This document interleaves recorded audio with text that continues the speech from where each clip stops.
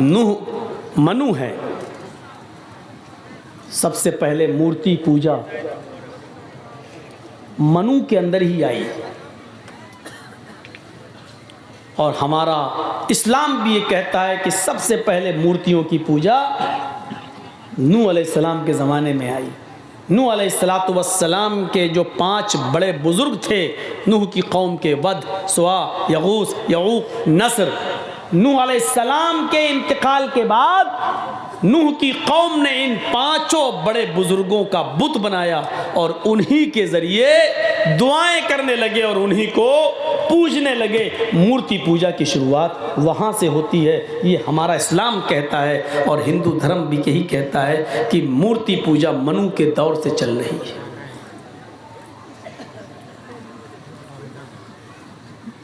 ये चीज़ आप देखते जाएं।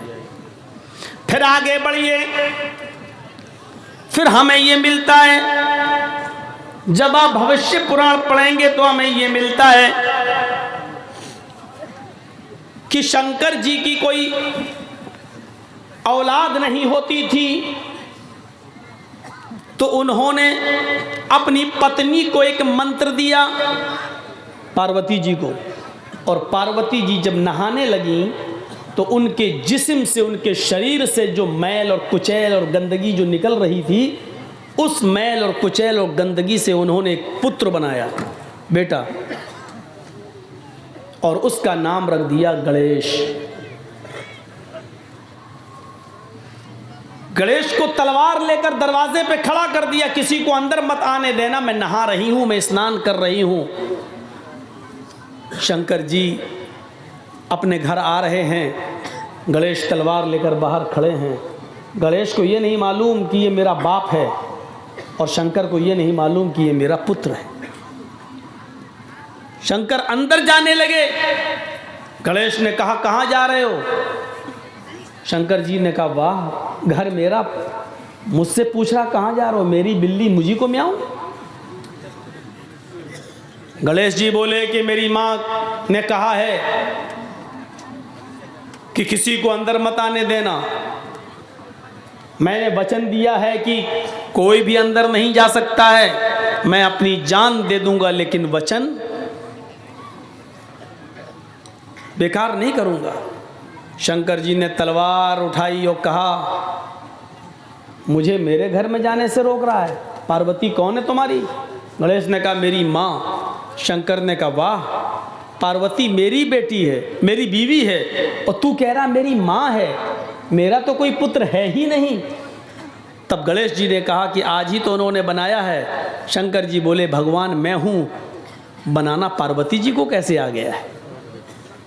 दोनों में बहस चली और शंकर जी को गुस्सा आया, उन्होंने तलवार मार दी और अपने बेटे की गर्दन उड़ा दी, अंदर घुस गए। पार्वती जी ने जिद की ये तुमने क्या किया, मेरे बेटे को, मेरे पुत्र को तुमने मार डाला, उसका वध कर दिया। अब मैं उस वक्त तक तुमसे बातचीत नहीं करूंगी जब तक कि मेरे पुत्र को तुम जीवित न कर दो। शंकर जी ने पूरे जंगल में अपने पुत्र की कटी हुई गर्दन तलाश की लेकिन नहीं मिली। कहने लगे पार्वती जी ये क्या हो रहा है, अभी तो मैंने गर्दन काटी लेकिन वो गर्दन तो कहीं मिल ही नहीं रही है, रास्ते में एक हाथी चला रहा है। शंकर जी ने कहा अगर इस हाथी का सूंड काट कर अगर मैं गणेश जी के सर की जगह पे लगा दूं और गणेश जी को जिंदा कर दूं तो चलेगा? पार्वती जी बोली कुछ भी करो लेकिन पुत्र को जिंदा करो। तब शंकर जी ने हाथी की सूंड काटी और गणेश जी की गर्दन की जगह पर रखकर उनको जीवित किया। तब गणेश जी जिंदा हो गए। धूल की तह जम गई इस वाक़े पर। हमने बहुत ढूंढा, बहुत तलाश किया, इस किस्म का कोई वाक़या कुरान और हदीस के अंदर भी मिल जाए ताकि हम अपने हिंदू भाइयों को बता सकें कि देखो ये चीज़ हमारे यहाँ पर भी पाई जाती है, लेकिन हूबहू तो नहीं मिला।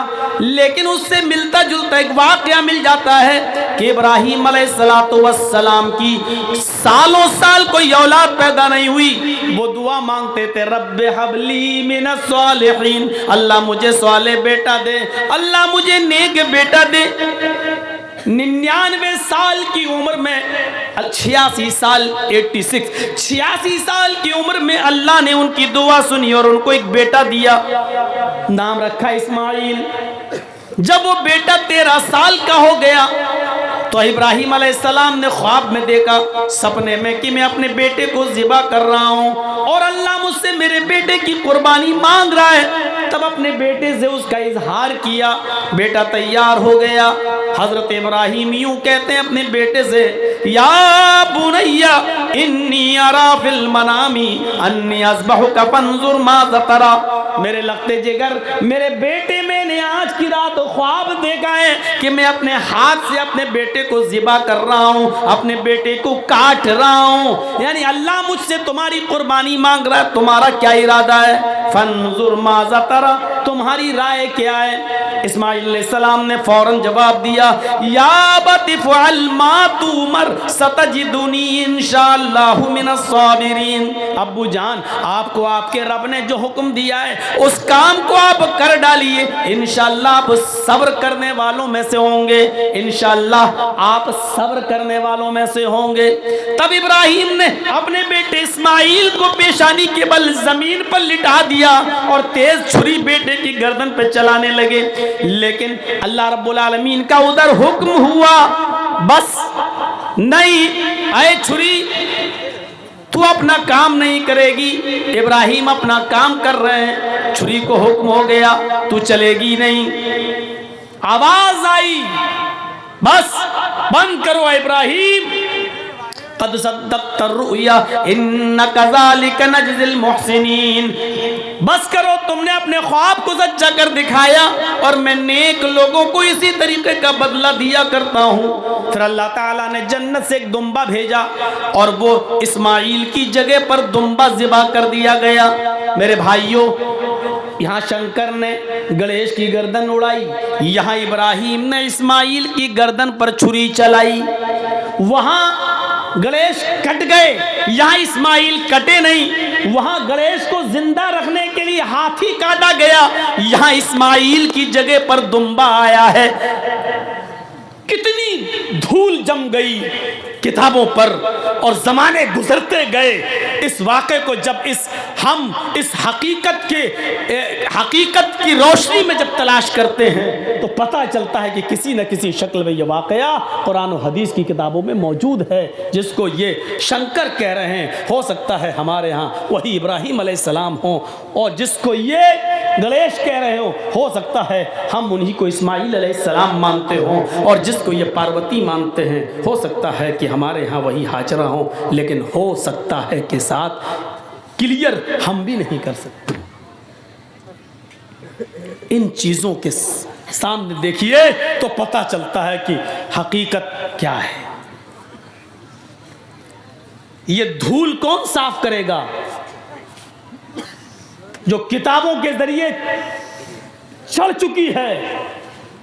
घर साफ करते हो, कपड़े साफ करते हो, बर्तन साफ करते हो, किताबों पर जो खुराफातों की धूल जम गई है उसे कौन साफ करेगा?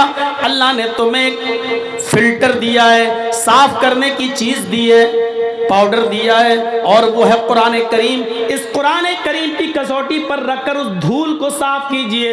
हर चीज चमकती हुई सोने की तरह आपके सामने क्लियर होती चली जाएगी। इस्लाम की बुनियाद जिन 5 चीज़ों पर है, हिंदू धर्म की बुनियाद भी उन्हीं 5 चीज़ों पर टिकी हुई है। बुनियल इस्लाम अला खम्सिन शहादती अल्ला इलाहा इल्लल्लाह व अन्ना मुहम्मदर रसूलुल्लाह व इकामिस सलाह व ईताइज ज़काह वल हज्ज व सौम रमज़ान। इस्लाम की बुनियाद इन 5 चीज़ों पर है। शहादत अल्लाह इलाहा इल्लल्लाह, इस बात की गवाही दो कि अल्लाह के अलावा कोई माबूद नहीं। वो अन्ना मुहम्मद रसूलुल्लाह, और मोहम्मद अल्लाह के रसूल हैं सल्लल्लाहु अलैहि वसल्लम। व इकामिस सलाह, और नमाज कायम करो। व ईताइज ज़का, और ज़कात अदा करो। वल हज, और हज करो। व सौम रमज़ान, और रमज़ानुल मुबारक के पूरे महीने के रोज़े रखो।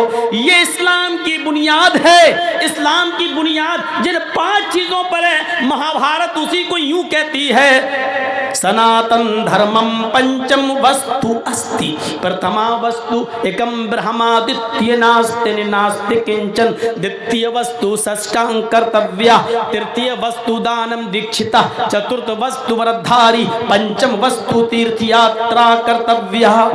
यही सनातन धर्म की बुनियाद बताई गई। कृष्ण जी कह रहे हैं अर्जुन, सनातन धर्म 5 चीजों का नाम है। सनातन धर्म 5 चीजों का नाम है।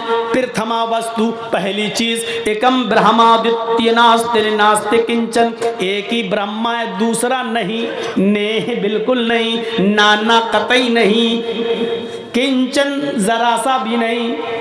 कृष्ण जी अर्जुन से कह रहे हैं एक ही ब्रह्मांड का रचयिता और रचनाकार है, एक ही ब्रह्मा है, एक ही इस दुनिया का बनाने वाला क्रिएटर ऑफ यूनिवर्स एक ही है, द्वितीय नास्ते दूसरा नहीं।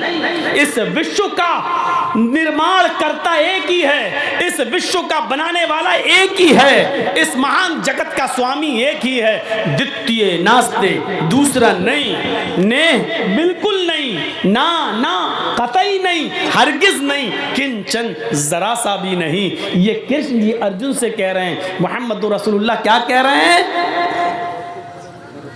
शहादती अल्लाह इलाहा इल्लल्लाह, अल्लाह के अलावा कोई माबूद नहीं। द्वितीय वस्तु साष्टांग कर्तव्य, दूसरी चीज है अर्जुन साष्टांग करो। साष्टांग ये बड़ा अजीब जुमला है। हिंदू लोग आज भी साष्टांग करते हैं, लेकिन उनको खुद नहीं पता ये साष्टांग करते हैं कि 20 टांग करते हैं। सा अष्ट अंग, इसको जब मिलाया जाएगा तो पढ़ा जाएगा साष्टांग। अष्ट के माना संस्कृत में होते हैं 8, सा अष्ट। अब मिलाइए तो पढ़ेंगे साष्ट, सा अष्ट यानी साष्ट, 8 के साथ, 8 के साथ अंग, सा अष्ट अंग, साष्टांग 8 अंगों के साथ धरती पर रखकर, 8 अंगों को धरती पर रखकर ईश्वर को प्रसन्न करो। 8 अंग जमीन पर रख के कोई बताए? 8 अंग सिर्फ सजदे में होंगे, बस कोई और दूसरी शक्ल है ही नहीं। सजदे में आप जाइए, माथा और नाक कितना है? 2 हाथ कितना? 4, और दोनों घुटना कितना हुआ? 6, और दोनों पैर 8। सा अष्ट अंग। कृष्ण जी कह रहे अर्जुन साष्टांग करो यानी सजदा करो, और खुल के कह दूं नमाज पढ़ो। पहली चीज, इस ब्रह्मांड का रचयिता और रचनाकार एक है, दूसरा नहीं, यानी एक ही अल्लाह इबादत के लायक है, दूसरा नहीं। दूसरी चीज साष्टांग, 8 अंग यानी सजदा करो। आज भी बड़े बड़े गंगा है, बनारस में आ जाइए, इलाहाबाद में आ जाइए, हरिद्वार चले जाइए, पंडित लोग साष्टांग करते, पूरा ऐसे लेट जाएंगे, पट। एक दो पंडितों से मैंने पूछा भी था ये क्या कर रहे हो? कहते साष्टांग। मैंने कहा साष्टांग है कि 20 टांग? अंग गिनो कितने हैं? तो कहने लगे फिर साष्टांग क्या हुआ? फिर मैंने बताया कि लहर तुम तो अपने जैसी कहोगे, हक बात तस्लीम कर लेना हर किसी के बस की बात नहीं है, जो जल्दी कबूल कर ले। तुम अपनी मीनिंग से देखो, सा अष्टांग, साष्टांग का मतलब ही होता है 8 अंगों के साथ, और 8 अंग सिर्फ सजदे के अंदर होते हैं। तृतीय यहां क्या कहा? इकामिस सलाह, नमाज पढ़ो। तीसरी चीज इस्लाम ने क्या कही? ज़कात दो, व ईता इस ज़कात दो। और यहां कृष्ण जी क्या कह रहे अर्जुन? दानम दीक्षता, दान दो, दान खैरात करो। यहां ज़कात, वहां खैरात। चतुर्थ वस्तु व्रतधारी, चौथी चीज व्रत, उपास, रोजा। यहां चौथी चीज वसौमी रमजान, रमजान के पूरे महीने का रोजा। वल हज, यहां 5वीं चीज हज, वहां तीर्थ यात्रा कर्तव्य, तीर्थ यात्रा करो। किसी पवित्र शहर में गंगा जलेश्वर भवती, जहां गंगा का पवित्र जल मौजूद हो, ऐसे शहर में चले जाओ जहां गंगा का पवित्र जल मौजूद हो। हाँ, आगे का मतलब बड़ा अजीब है, वो समझना पड़ेगा। स्नान कर्तव्य, उसमें डुबकी लगाओ ताकि तुम्हारे पाप मिट जाएं। ये चीज समझने की है। कृष्ण जी कह रहे हैं पांचवी चीज तीर्थ यात्रा करो, यानी अपना शहर छोड़कर किसी पवित्र शहर चले जाओ। गंगा जलेश्वर भवती, जहां गंगा का पवित्र जल मौजूद हो। स्नानम कर्तव्य, उसमें स्नान कर लो। इसी वजह से हिंदू भाई गंगा में डुबकी लगाते हैं ताकि पाप मिट जाएं। चाहे कितने गुनाहगार हो, एक डुबकी लगाओ, पाप धुल गए। जबकि इसका मतलब यह है किसी ऐसे शहर में चले जाओ जहां गंगा का पवित्र जल मौजूद हो, जहां पानी ऐसा मौजूद हो, और उसमें डुबकी लगाने का मतलब यह कि उस शहर में चले जाओ, गंगा जल में पवित्र शहर में चले जाओ का मतलब यह है कि मक्के में चले जाओ, और डुबकी लगाने का मतलब यह है कि मक्के में दाखिल हो जाओ, यानी हज करो। हमारी हदीस कहती है, नबी अकरम ने फरमाया कि जब कोई हज के मैदान में, अरफात के मैदान में जब हाजी हज करता है और कहता लब्बैक लब्बैक अल्लाहुम्मा लब्बैक, तो गोया कि उसने अपने गुनाहों से अपने आप को पाक व साफ करा लिया है। फरिश्ता आवाज देता है, आए हाजी, आज तुझे अल्लाह ताला ने गुनाहों से बिल्कुल ऐसे पाक व साफ कर दिया जैसे तू अपनी माँ के पेट से आज ही पैदा हुआ है। धोबी की भट्टी में जिस तरह कपड़े का मैलू कुचैल साफ हो जाता है, उसी तरीके से तेरा भी, तेरे गुनाह सब मिट गए। अय हाजी, अपने शहर जाने के बाद, अपने मुल्क में जाने के बाद, अपने गुनाहों से फिर से अपनी जिंदगी को काला और सियाह न कर लेना। तो तीर्थ यात्रा का मतलब यह है कि हज कर लो, पवित्र शहर चले जाओ, वरना डुबकी लगाने से गुनाह माफ नहीं होते हैं। माफ करना, अगर डुबकी लगाने से गुनाह माफ होते और पाप मिटते तो वो फिल्म न बनती, और वो फिल्म में ये गाना नहीं बनता। अगर ये गाने में थोड़ी बहुत भी झूठ होता तो सेंसर बोर्ड उस गाने को पास नहीं करता। वो गाना आज तक चलता है, राम तेरी गंगा मैली हो गई, पापियों के पाप धोते धोते। राम की गंगा भी कभी मैली हो सकती है? नहीं। मतलब कहने वाले का ये था कि जब ठेका ले लिया, चाहे कितने गुनाह करो, गंगा में डुबकी मारो, पाप मिट जाएंगे। तो गंगाओं में इतने पाप हैं, जो आया गुनाह करके वो डुबकी लगा रहा है, वो तो गुनाह से मिट गया, लेकिन वो गुनाह गंगा में इतने भर गए हैं, अब जो भी डुबकी लगाएगा उसके गुनाह मिटेंगे नहीं, बल्कि जो गंगा में पाप है वो चढ़ेंगे और उसके ऊपर। आज तक ये गाना चलता है, बजता है, और इसको कोई निकाल नहीं सका। जबकि केंद्र में सरकार भी तुम्हारी है, पक्के राम के मानने वाले भी हैं, और गृह मंत्री जी भी तुम्हारे हैं। सुप्रीम कोर्ट के जज जब उनके अंडर में हैं, तो फिल्म भी दुनिया से ये गाना निकालने में उनको टाइम ही कितना लगेगा, लेकिन आज तक नहीं निकाल सके, क्योंकि इसमें सच्चाई है, इसमें सच्चाई है। तो 5 चीजें जो हमारे यहाँ वही तुम्हारे यहाँ, और तौहीद पूछो मत। यचित्तियो यो पिम्मिम्मा नस्तस्मा देवी शोरी ऋषा। कोई जवाब है इस मंत्र का? यजुर्वेद का मंत्र है ये। यचित्ति, याचना के माना भीख मांगना, संस्कृत में यचित्ति इंपरेटिव सेंटेंस है, मांगो, यो उससे, यो इसमें इशारा बईद के लिए 2 बार आ रहा है यो। यचित्ति यो मांगो उससे, वही है देने वाला। देखिए, यचित्तियो यो मांगो उससे, वही है देने वाला। पिम्मिम्मा, वही तुम्हारी झोलियां भर सकता है, वही तुम्हें सब कुछ दे सकता है। और इसके आगे तो खुलकर नस्तस्मा देविशो, नस्तस्मा देविशो, नहीं दे सकता है कोई भी देवी देवता, रीरिषा कुछ भी, उसके अलावा तुम्हें कोई भी देवी देवता कुछ भी नहीं दे सकता। और क्या चाहिए, इससे ज्यादा खुलकर अब क्या कहें। मांगो उससे, वही है सब कुछ देने वाला, उसके अलावा कोई भी देवी देवता तुम्हें कुछ भी नहीं दे सकता।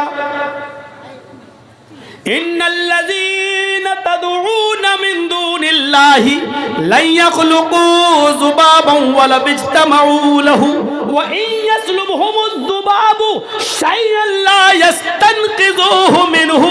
अल्लाह को छोड़कर तुम जिनको पुकार रहे हो, अल्लाह को छोड़कर तुम जिनके पास जा रहे हो, अल्लाह के अलावा तुम जिनसे भी बेटा बेटी मांग रहे हो, अल्लाह के अलावा जिनसे भी तुम मदद की गुहार लगा रहे हो, लन यख़्लुक़ू ज़ुबाबन, वो सब मिलकर एक मक्खी भी पैदा करने की ताकत नहीं रखते, वो सब मिलकर एक मक्खी भी पैदा करने की शक्ति नहीं रखते। व इन यस्लुबहुमुज़्ज़ुबाबु शैअन, अगर मक्खी उनसे थोड़ी सी कोई चीज लेकर छीन कर चली जाए तो ये सब मिलकर उस मक्खी को पकड़कर, मक्खी जो चीज लेकर गई उससे वो चीज वापस लेने की भी ताकत नहीं रखते। जो एक मक्खी से चीनी शक्कर का एक दाना तक छीनने की ताकत नहीं रखता है, वो तुम्हें क्या देगा और तुम्हारी मदद क्या करेगा। अल्लाह ने यहां पर लाकर उस मंत्र को जीवित कर दिया है और कह दिया है कि देखिए हिंदू धर्म की तालीम भी यही है, ये किसी नबी की तालीम रही है। नस्तस्मा देवी शोरी ऋषा, उसके अलावा तुम्हें कोई कुछ भी नहीं दे सकता। लन यख़्लुक़ू ज़ुबाबन, एक मक्खी भी पैदा नहीं कर सकता खुद। व इन यस्लुबहुमुज़्ज़ुबाबु शैअन, मक्खी कुछ लेके चली जाए तो वो छीन भी नहीं सकता। अब सुनिए, हिंदू धर्म में 33 करोड़ देवी देवता हैं। रोजी देने वाला अलग, बारिश बरसाने वाला अलग, पैदा करने वाला अलग। जो 3 बड़े बड़े खुदा माने जाते हैं हिंदू धर्म में, वो 3 हैं बड़े बड़े, ब्रह्मा, विष्णु, महादेव।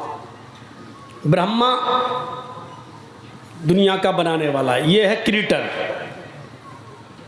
विष्णु ये है पैदा करने वाला, ये है पालने वाला। विष्णु ये परवरिश करता है, पालता है, रोजी रोटी देने वाला। और महादेव यानी शिव ये है मारने वाले, ये हैं मारने वाले। लेकिन ऋग्वेद क्या कहती है, अहम ब्रह्मा अस्ति, अहम शिव अस्ति, अहम विष्णु अस्ति, अहम सूर्य अस्ति, अहम चंद्र अस्ति। मैं ही ब्रह्मा हूं, ये लीजिए, मैं ही ब्रह्मा हूं, मैं ही विष्णु हूं, मैं ही शिव हूं, मैं ही क्रिएटर हूं, दुनिया बनाने वाला मैं ही हूं। अहम विष्णु, मैं ही परवरिश करने वाला हूं, पालने वाला हूं। अहम शिव अस्ति, मैं ही मौत देता हूं। अहम सूर्य अस्ति, मैं ही सूर्य हूं। अहम चंद्र अस्ति, मैं ही चंद्रमा हूं। यानी रात निकालने वाला और दिन निकालने वाला भी मैं ही हूं। ये सब मेरे हुक्म के बगैर नहीं होते हैं, ये सब मेरे कंट्रोल में है। मानते रहो, तौहीद ये है, तौहीद ये है। न काष्ठे अस्ति न पत्थरास्ति, उस ईश्वर को न लकड़ी में ढूंढो न पत्थर में ढूंढो, वो ईश्वर है, उसको न लकड़ी में ढूंढो न पत्थर में ढूंढो। ओम निराकारम अस्ति निराकारम अस्ति, वो ईश्वर निराकार है, उसका कोई आकार ही नहीं, उसकी कोई शक्ल बना ही नहीं सकता है। लैसा कमिस्लिही शैउन, उस अल्लाह की तरह कोई चीज है ही नहीं है, उस अल्लाह की तरह कोई चीज है ही नहीं। ये लीजिए तौहीद हमारे हिंदू भाइयों के अंदर भी यही है। वला तदउ मिन दूनिल्लाहि मा ला यनफउक वला यज़ुरुक, इसी को कुरान ने कहा है वला तदउ मिन दूनिल्लाह, अल्लाह को छोड़कर तुम किसी और को मत पुकारो। माला यनफउका वला यज़ुर्रुक, वो तुम्हें नफ़ा और नुकसान नहीं दे सकता है। नफ़ा और नुकसान का मालिक कौन है? अल्लाह रब्बुल आलमीन। ये तौहीद है हमारे हिंदू भाइयों के हमारे हिंदू भाइयों के यहाँ। आइए एक चीज़ और बता दें, इसके बाद दूसरी चीज़ नमाज। नमाज का एक तकाबुल करते हैं। नमाज कहाँ है? अभी तो सजदा बता दिया, साष्टांग, लेकिन नमाज भी है हिंदू भाइयों में। नमाज क्या है? श्रीमद् भागवत गीता अध्याय 6 और मंत्र नंबर 10। आप लोग तो बिहार वगैरह में, बंगाल में रहते हैं। इन मंत्रों को मैंने अयोध्या में भी पढ़ा है, जबकि अयोध्या पंडितों के मामले में सबसे आगे है। और आप तो जानते हैं कि मेरी ख़ास तौर पर मेरी तकरीर के मंत्रों को बड़े उछाल कर पेश किया जाता है, और मैं बोलता कुछ हूँ और हेडिंग कुछ और बनाई जाती है। यूट्यूब जब आप खोलेंगे और मेरी तकरीर देखेंगे तो आप हेडिंग देखेंगे, मौलाना को मोदी ने दिया अवार्ड, लेकिन ज़िंदगी में हमने मोदी को ओरिजिनल में शक्ल तक नहीं देखी। ये झूठ से पैसा कमाने वाले यूट्यूबर आपको बहुत मिलेंगे। उसकी शक्ल रियल में नहीं देखी, तस्वीरों में देखी, और अल्लाह करे कि ना देखूं रियल में।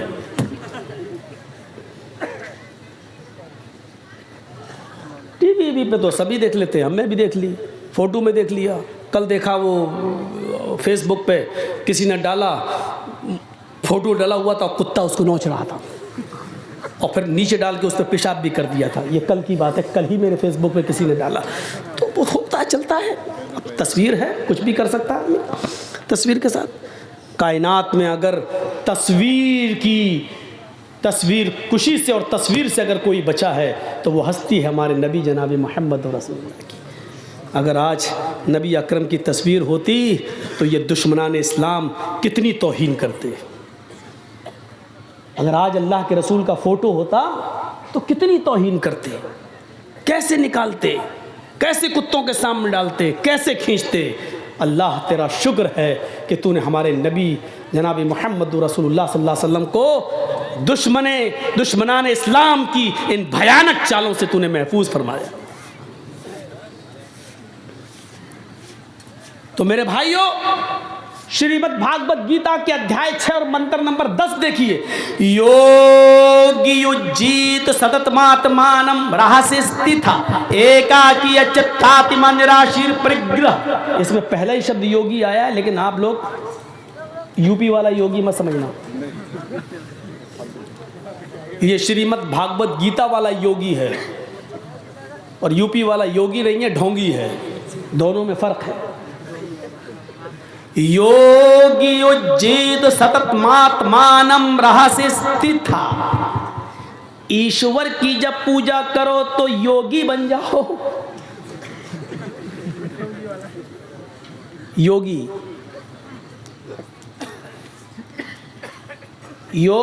उज्जीत सततमात्मानम रहस्य स्थिता। ईश्वर की जब पूजा करो तो पूरे शरीर का योग करो। पूरे शरीर का योग सिर्फ नमाज में होता है। देख लीजिए आप करके। हिंदू धर्म में क्या होता है? मूर्ति के सामने खड़े हुए ओम नमः शिवाय, सिर्फ गर्दन का योग हो रहा है बस, पूरे शरीर का नहीं। पूरे शरीर का योग अगर देखना है तो आओ नमाज में। देखिए ये हाथ हिल रहे हैं, अल्लाह अकबर, ये हाथों की एक्सरसाइज, पॉजिटिव रेजेस दौड़ रहे हैं। फिर आपकी गर्दन सजदे की जगह पर, सर्वाइकल का सबसे बेहतर इलाज। लेकिन ऐसा ना, ऐसे करेंगे आप नमाज पढ़ रहे हैं, घड़ी देखेंगे, इमाम साहब सूरह बकरा पढ़ना शुरू कर दिए, आप घड़ी देखें कितनी लंबी सूरत पढ़ रहा है, तब नहीं। आप ऐसा अल्लाह अकबर। अब देखिए आप नीचे सजदे की जगह पर आप रहिए, 1 मिनट खड़े रहिए। ये गर्दन की एक्सरसाइज, सर्वाइकल का बेहतरीन इलाज। आर्थो स्पेशलिस्ट से पूछिए जो हड्डी के डॉक्टर हैं, ये इलाज। अल्लाह अकबर कहकर रुकू में जाइए, हड्डी, रीढ़ की हड्डी इतनी सीधी कर लो कमर कि पानी का भरा हुआ प्याला या बर्तन आपकी पीठ पर रखा जाए तो गिरे नहीं। इस तरह रुकू होना चाहिए, पीठ बिल्कुल ऐसी सीधी। ये रीढ़ की हड्डी की एक्सरसाइज, कमर की एक्सरसाइज। फिर सजदे में जब जाइए तो ब्लड सर्कुलेशन आपके दिमाग तक, ब्रेन हेमरेज नहीं होगा उस आदमी को जो 5 वक्त की नमाज पढ़ता है। क्यों? क्योंकि 5 वक्त इंसान जब सजदा करेगा तो सजदा एक ऐसी जगह, आप खड़े हैं, सर्कुलेशन ब्लड का दिमाग तक नहीं जा पा रहा है, या जो स्पीड आपके दिमाग को खून की चाहिए, खून की जो रगें हैं दिमाग की, वहाँ जो खून पहुँचना चाहिए जितना, हालत स्टैंडिंग में खड़े होने की हालत में नहीं पहुँच रहा। जब आप सजदा कर रहे हैं तो ब्लड का सर्कुलेशन आपकी दिमाग की नसों तक पहुँच रहा है। ये ब्रेन हेमरेज से आपको बचाता है और आपके दिमाग और भूल चूक की बीमारी से आपको दूर रखता है। ये पूरे शरीर का एक्सरसाइज सिर्फ नमाज के अंदर। योगी उज्जीत सततमात्मानम है अर्जुन, जब ईश्वर की पूजा करो तो पूरे शरीर का योग कर लो, पूरे शरीर की एक्सरसाइज कर लो। सततमात्मानम, और इसको हमेशा पकड़े रहो, कभी मत छोड़ो। राह से स्थित, अगर एक भी टाइम छोड़ दिया तो तुम स्थित न रहोगे, कायम न रहोगे, धर्म पर जमे नहीं रहोगे। मन तरक सलात मुतअम्मिदन फक़द कफ़र, अगर कसदत जानबूझकर नमाज छोड़ी जिसने, उसने कुफ्र किया। एकाकी है अर्जुन, जब ईश्वर की पूजा के लिए खड़े हो तो एक ईश्वर के सामने खड़े हो जाओ, एकाकी एक अल्लाह के सामने खड़े हो जाओ। यच्चत्तात्मा, और अपनी आत्मा को उसी की तरफ लगा दो, पूरा दिमाग उसी की तरफ लगा दो। देखिए अल्लाह अकबर, पूरा दिमाग वही लगना चाहिए, ऐसे ऐसे नहीं। यच्चत्तात्मा, अपनी आत्मा को उसी की तरफ लगा दो। यच्चत्तात्मा, निराशीर, सबसे निराश हो जाओ, सबसे नाउम्मीद हो जाओ, लेकिन ऊपर वाले से निराश मत होना, क्योंकि उसी के सामने खड़े हो, वो तुम्हें सब कुछ देगा, परिग्रह वही तुम्हें देगा, वही तुम्हारी झोली भरने वाला है। सबसे निराश हो जाना, लेकिन उससे नहीं। हृदय नमा, जब खड़े हो तो अपने हृदय सीने पे हाथ रख लेना। हिंदू भाई यूँ रख लेते हैं, आपने देखा होगा ना, हृदय ये सीने पे हाथ रखते हैं। ओम भूर्भुवः स्वः, सीने पे, हम लोग भी सीने पे रखते हैं। बहुत से लोग नमाज पढ़ते हैं तो नीचे भी रखते हैं, अपना अपना है, कर रहे हैं। ये दौर नहीं है किसी के ख़िलाफ़ बोलने का। इस वक्त हमें और आपको सबको एक प्लेटफार्म पे आने की ज़रूरत है। ये मौका नहीं है मसलकों के झगड़े में उलझने का।